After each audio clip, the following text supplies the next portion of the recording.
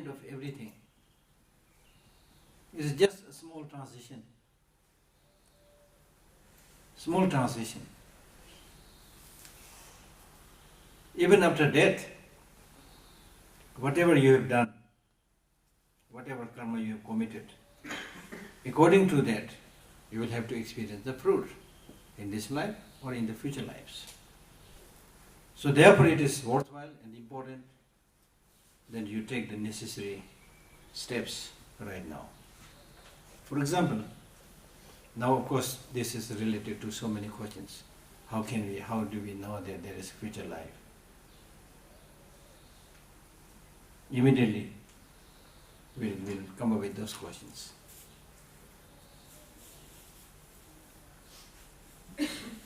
So it's important to give an example. The example that I normally give is, one, with our life we have two things, body and mind. Clear? You believe in mind? Yes. How do you know there is a mind? Because it disturbs me all the time. That's what disturbs is not mind. No. It is the I'm work of the joking. brain. Mind, because I'm aware of things that happen. It's brain. It's not mind. That's exactly what the scientists say today. They don't believe in a separate thing. Even if they use the word mind, they are talking about the function of the brain. Because scientists believe in only what they can measure and calculate, not beyond that. So they say that, which is also very convincing. There's one version.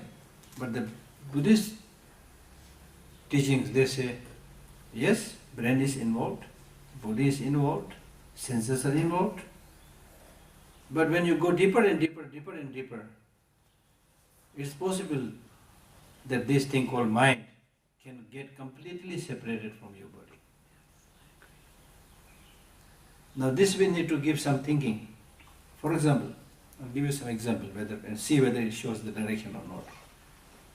For example, right now you are fully awake. Awake not like the Buddha, but ordinary awake.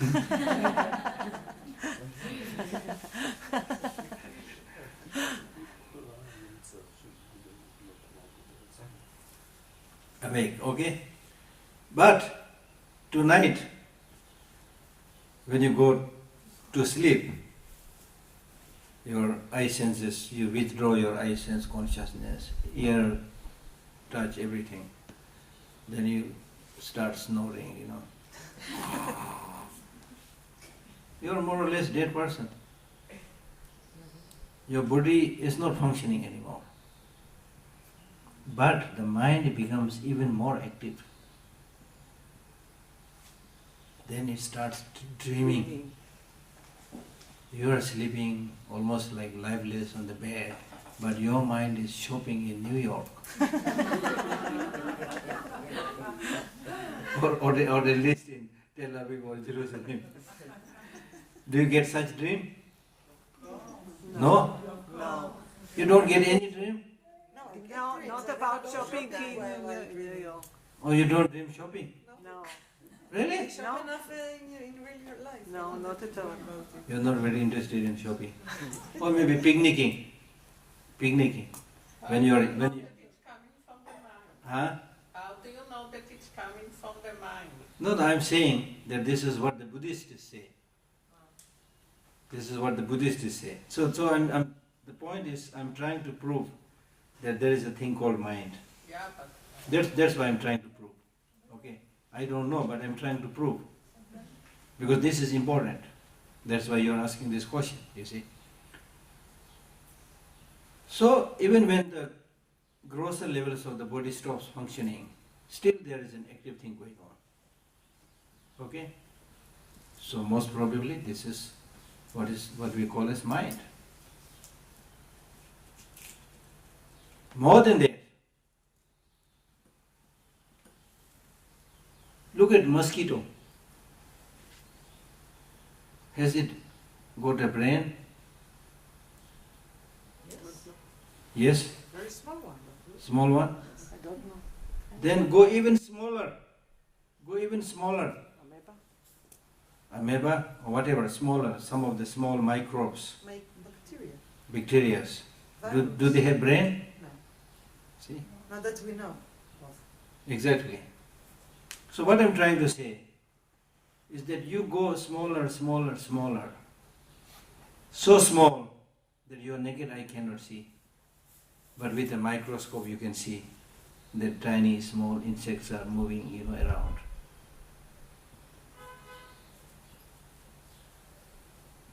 You can still go, it's 100% sure that there can be still smaller sentient beings.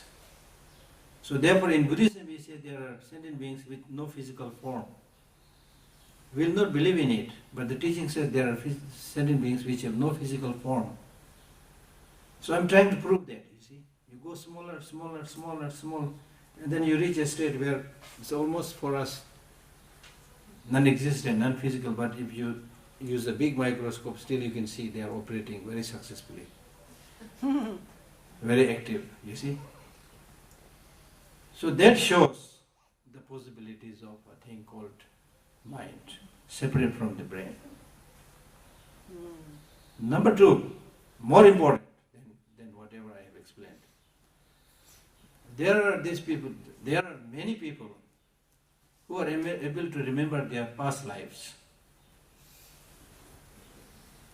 Now if what we remember, what we think is connected to the brain, then when you die, all your physical body is destroyed, including the brain.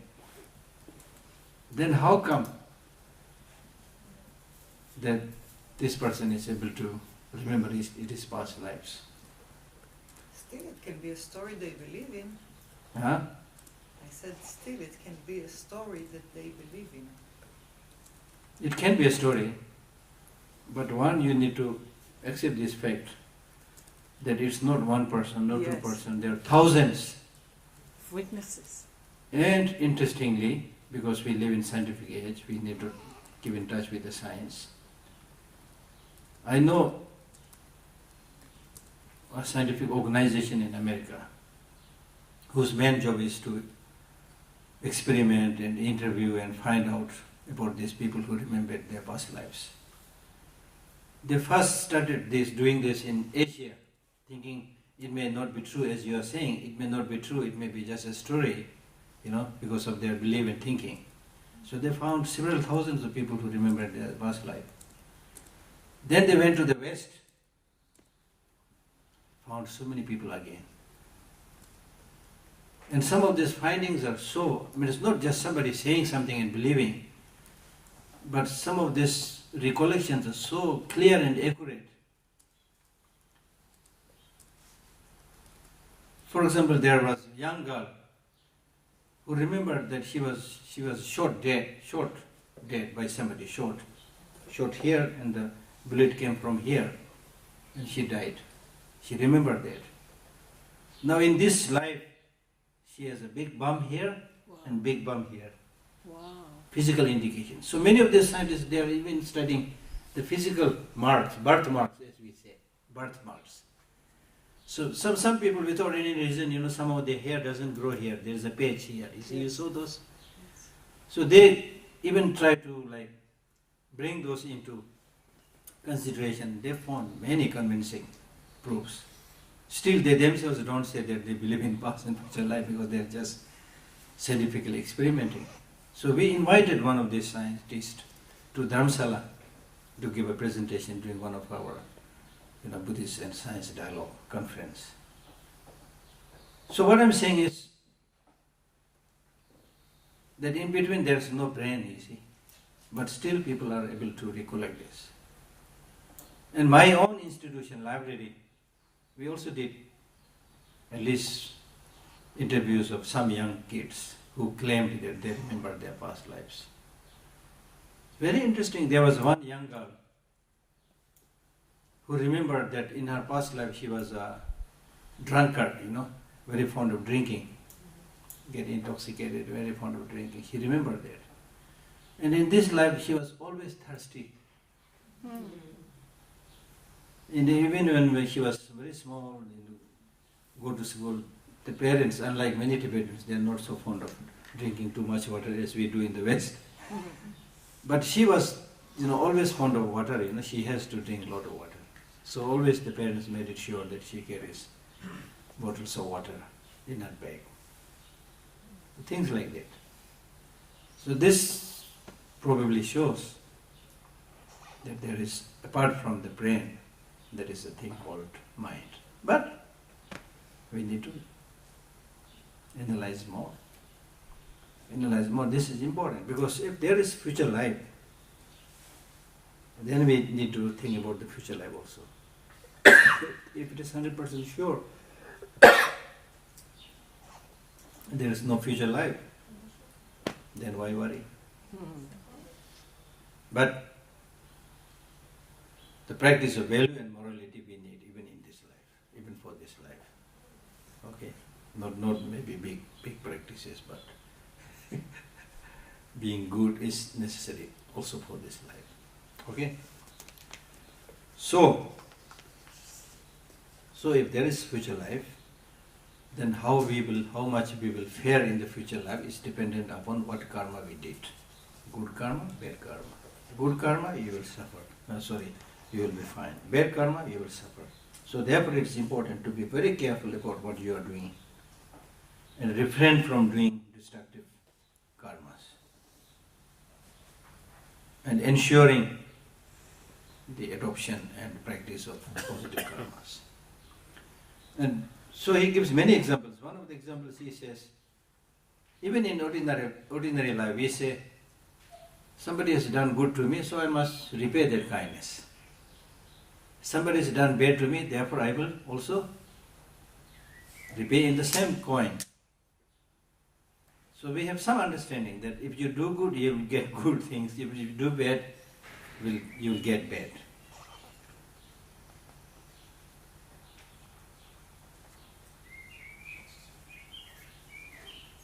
And then in many of the Buddha's teaching, it clearly says that when it comes to karma or action, there are so many karmas, so many actions that we can do. And in fact, the varieties of people that you see, varieties of sentient beings that you see, it's very much dependent on what kind of karma they did in the past. Some are tall, some are short, some are long, It may have to do with the physiological kind of constitutions also, but again, of course, you will immediately say, oh, no, it's because of the genetic makeup. But genetic makeup could also be influenced by the mind makeup. Like, for example, when the neuroscientists, when they analyze the working of the brain, how the brain does the thinking, they see that countless neurons cooperate in just doing one thinking. The nerves, nerves and neurons, they are hundreds and thousands. They are in harmony in doing just one thinking. So they see that all these neurons are cooperating to do that one thinking. They are able to see that. But why they are cooperating? I don't think they have an answer for that. They see the physical level, this is happening like this is happening like that. Why this is happening like that, you see? So still there's a big question, you see. If there's a mind, we can say, okay, it's because of your karma, you see. But if you don't believe in that, then I don't know how you are going to explain that. So the multifarious things that we see in the world is dependent upon the multifarious karmas that we have committed in the past life. And because of that, we take rebirth in countless different forms, as human beings, as animals, as birds, as insects, countless things. Then another example is that, for example, if you plant a sweet seed which produces sweet fruit, then you will get sweet fruit, not sour fruit. If you plant a mango seed, you will get mango, not banana. Can you get banana from mango seed? So there is another example that whatever you do, this is the law of nature. It's the law of nature. Whatever you plant, you will get that fruit, that consequent. Then another very interesting example is that whatever karma you commit, it will follow you. The fruit of that karma will follow you, just like your shadow follows you. Wherever you go, your shadow follows you. In the case of human beings, wherever we go, we can see the shadows. But in the case of the bird, when they are on the ground, then like human beings, they also see the shadow. But when they fly high up, then they don't see the shadow. But like that, you see, so there are many karmas whose result you may not know right now, but that does not mean to say that there is no result. Just like this bird flying high up. When it flies high up, you cannot see the shadow, but as and when it comes down, you start seeing the shadow. And I've seen this when I was flying in aeroplane, you know. When you fly very high, you don't see the shadow, but when you come a little bit down, then you see the shadow of that aeroplane. Like that. So it will follow with you.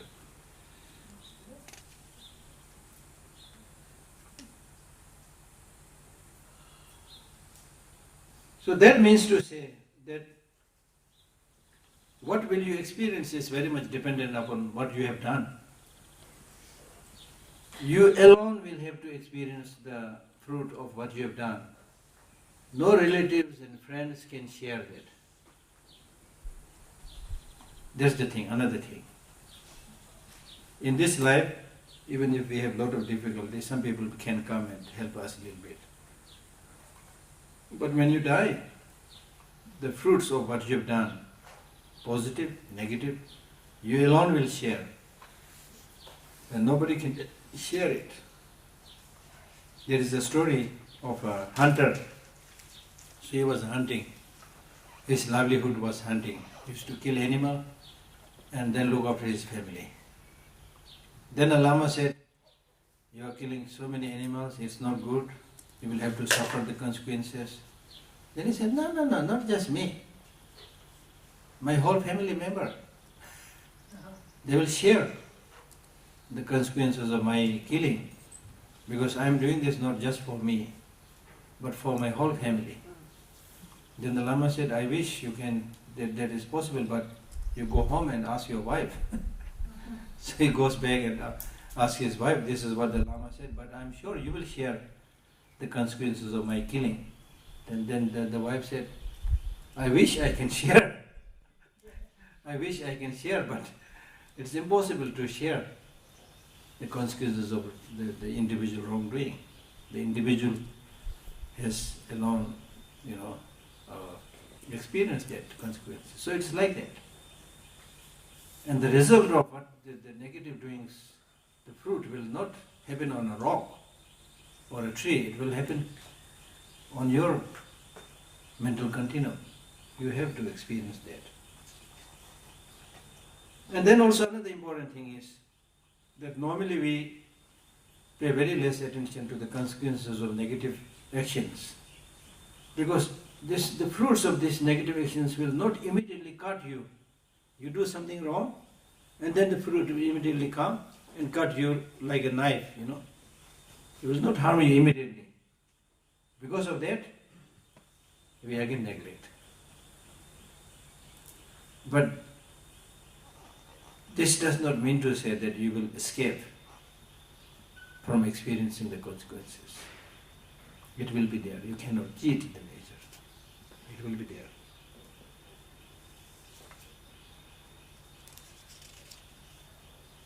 And it says particularly if you've done something wrong, then at the time of, especially at the time of death, then you recall all that, and then the fruit starts experiencing. Because there are people who live a very good life. I'm not saying Buddhist, anybody who lived a good life, then die peacefully, most of them. But then some, when they die, they express a lot of fear. Some people, they say, "Oh, please pull me, I'm now drowning into a pit of fire." They get all these feelings immediately. So, it happens.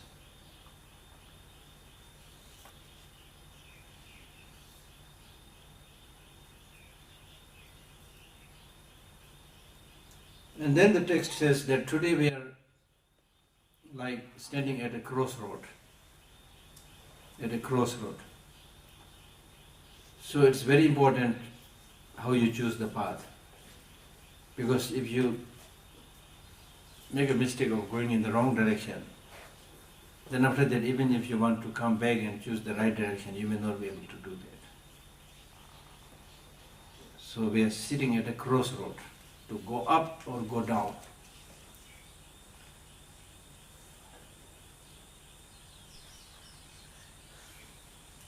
And then, even if it is a small negative action, do not think that this is small, so it will not affect me.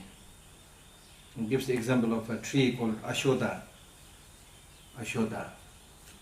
whose seed is said to be extremely small, but once it grows, it produces a huge tree with so many branches and so many leaves. It comes from a small seed. So even if you do a small negative thing, it could have big negative consequences. So, Likewise, even if you plant a good small seed, it will have big positive. so it looks like there is no correlation between the kind of negative or positive actions you do. You can the calm will be is in no correlation of the importance or the size of the action that you do. Of course. He's saying even with a small thing it can happen. So if you do the big thing, it will be even big. So there is a correlation. For example, it says like, even in terms of killing, it says even in terms of killing, if you kill an animal which is a huge physical body, then the negative consequences will be stronger because there is much more suffering. Then also in the manner of killing. For example, if you are going around and suddenly without knowledge you trample upon an insect and kill, which we do all the time. But because that is not intentional killing, the negative consequences will be small, minor. But if you kill somebody with strong hatred, disliking, wish to kill, you prepare for it, then finally you kill with happiness and joy. Then having killed that person, you rejoice. Now I have eliminated my enemy. What if So- it's a mosquito Okay. that So- bothered you for So the last listen. few hours? So in that way, the negative consequences will be strong. Okay? Okay, so what if it's a mosquito that bothered you for a few hours, and now eventually you put your hand on it and Crush it. yes, and you really No. hated When we you talk hated this mosquito because it really bothered you. when we talk about these practices, you are talking about leading a way of life where even if others are harming you, you try not to retaliate negatively, try not to kill them. It's true, Yeah. but then So it's not question of whether somebody is harming you or not harming you. It's question of not harming others, not killing others for your own goodness. If you try to justify, okay, I killed mosquito because the mosquito has been bothering me, then you will similarly say, okay, this person has been bothering me, so I killed that person. The same logic goes. Okay, understandable. Okay, that person has been ordinarily understandable. That person, that mosquito has been bothering you, so you killed that. But you will have to experience the fruit of that wrongdoing. That's the thing. What about self-defense? Huh? What about self-defense? If somebody is like trying really to take your life or to take your from the precious. So the natural, I mean, life, these things, you know, you wish bad for this? these things depends on so many levels. What level of your practice is. If you're somebody who has really reached a very high level, then even if somebody is going to kill me, let me be killed. So what? Let me be killed. The very purpose of my life is not to harm and kill others, accumulating negative karmas. And if there is a danger that you will go from a higher kind of like from a precious human life to a lower one, because That's what I'm saying. but So if you kill that person, then there's then of course, then you go down. But if you let yourself be killed, then you will not have to experience that consequences. But I'm saying that this cannot be done by everybody. No. When you reach a very high level, understand the meaning that everything is like an illusion. That when you don't have grasping to yourself, you don't see yourself so important to live, things like that. When the grasping is not there, in the Buddhist text it says, you reach a certain level where you will not see much difference between your body and vegetable. You don't feel safe chopping the vegetable, no? No. Similarly, when you don't have that grasping, strong grasping, obsession with yourself, then even if somebody chops your body, you will not feel the pain. I mean, this for us right now very difficult to digest. And in the Buddhist teaching it says, if the Buddha is surrounded by two people, one sitting on the other side, praising the Buddha, and anointing his body with, sandal oil, something, fragrant oil, massaging and praising. Then on the left side, his enemy with a sharp knife, cutting pieces of his body. He will not see any difference between these two people. These are gradually we'll understand. Right now, very difficult to understand. But I can give you an example how much we can do, the potential we have. For example, if you are a mother that has, let us say, only one small child, a very cute little child, and unfortunately, if that little child falls into a pit of fire, the mother, without a second thought, will jump into the fire to save the kid. From where did you get this courage? From where did you get this courage that you are not worried about yourself? You see? So that shows the capacity, the possibility all of us have. So it's only a question of training repeatedly. So that's not easy for us to understand right now.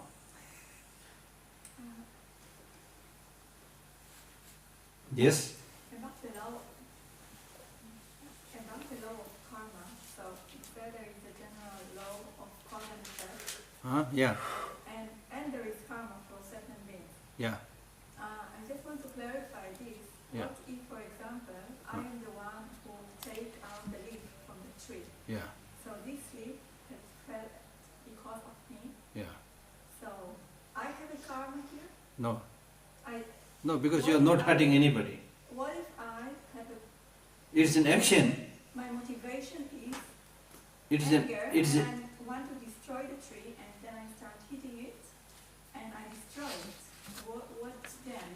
There is a negative karma because you developed anger. You said you developed anger. But if you had not developed anger, simply pulled one leaf, then I would say this is a cause for the leaf to fall, but I would not call it a negative karma. And if I destroy it, it's only my karma or also the tree's karma? If I destroy it out of anger, it's You are accumulating the karma. only my Yeah. No, not only your karma, but tree we don't call karma.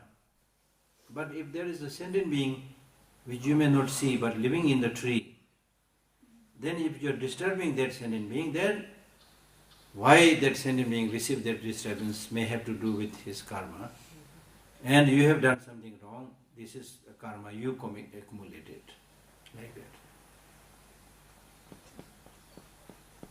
Short break. Thank you.